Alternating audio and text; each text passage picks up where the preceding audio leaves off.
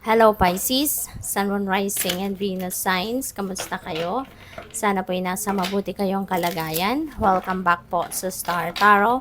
At kung bago kayo rito, welcome din po kayo. Please subscribe, like, share my videos, and leave me a comment kung nakaresonate po kayo. Thank you. So, tignan natin mga paunang mensahe ni Pisces. We have the Two of Swords. Ayan. So, nasa indecisive energy kayo. You are torn between choices. No? Maaaring meron kayong pinagpipilian. Po pwedeng opportunities ito. No? Po pwedeng may mga iba't ibang offers ng trabaho or career path or panibagong money path, mga ganon, or business offers. So, mga ganon. Or pa pwedeng sa love life, no? Baka merong mga opportunity kayo rito na makapili, no? Ng magiging jowa ninyo, lalo-lalo na kung kayo ay single pa. Something like that, no? Or it could be anything. It could be different scenario sa buhay ninyo. But yes, you are torn between choices.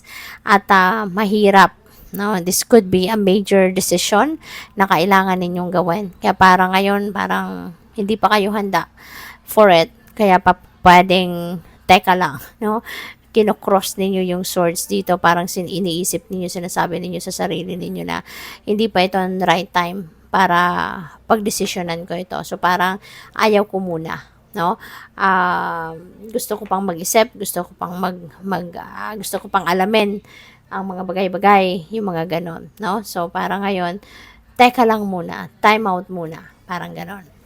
So, we also have the Ace of Cups. Ayan. So, Ace of Cups is a new beginning energy. Okay? There is blessings, no? There are blessings coming your way. Maraming biyaya ang dadating. Maraming biyaya ang lalapit sa inyo sa ngayon, no? At ang maganda dito, kasi yung mga blessings na to, these are your needs, no? Ito yung mga kailangan mo na ibibigay sa iyo ngayon ng universe. At hindi lang ito basta-basta kung anong kailangan mo yun na ibibigay, but kung ano yung kailangan mo ibibigay sa iyo in abundance, no? Marami din ang ibibigay sa iyo. Kaya napaka-ganda rin. So, also, yung mga biyayang ito could be anything. This could be opportunities, you know, maaaring ganon. Po pwedeng love, baka wala pa kayong love life, no? So, po pwedeng merong love interest, no? Na makikilala na kayo sa ngayon. Or, po pwede rin na meron ditong magpapakasal, no? Pwedeng may mai-engage. Or pwedeng, po pwedeng may offer ng pagkakaperahan, pagkakakitaan. So, pwedeng may ganun. It could be anything. It could be spiritual growth, no? So, depende sa inyong sitwasyon. But definitely, these are the things, no, na kumbaga nakatakda na rin, no, na mangyari sa buhay ninyo. Okay? Kaya napaka-exciting. Maging masayang-masaya ka, no? You will be filled with joy and happiness with these blessings na dadating. We have 8 of Cups. Travel is definitely imminent for most of you. Meron kayong travel. You are moving. You are relocating. Or po pwedeng merong mag-abroad. Merong maglilipat ng bagong lugar, new place of residence, ganon. And meron kang yung iiwanan eh.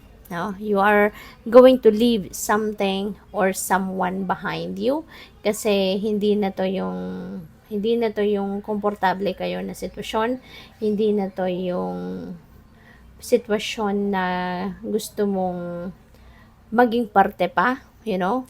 Parang gusto mo na kasi na mag-explore ng bago. Gusto mo nang pumunta sa ibang lugar, ibang sitwasyon, no? At gusto mo nang baguhin ang takbo ng buhay ninyo sa ngayon, no? At tignan natin kung ano pa.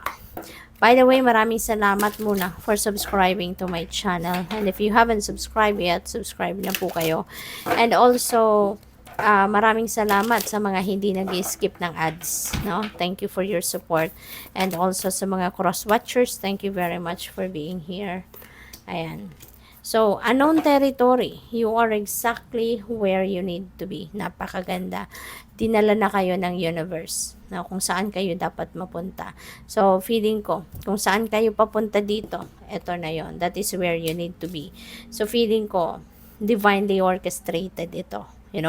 Talagang ginawa ng universe na maramdaman mo na hindi na to ang para sa'yo, na lugar, or kung ano man ang ginagawa ninyo, or taong kasama ninyo, divinely orchestrated. Ginawa na ito ng universe. Ito na yung kanyang parte ng plano niya, no? Na kailangan mo nang maramdaman ng ganyan because it's about time na for you to move on with your life, no? At kung saan man kayo pupunta, saan man kayo dadalhin ng mga events na to, you are exactly where you need to be.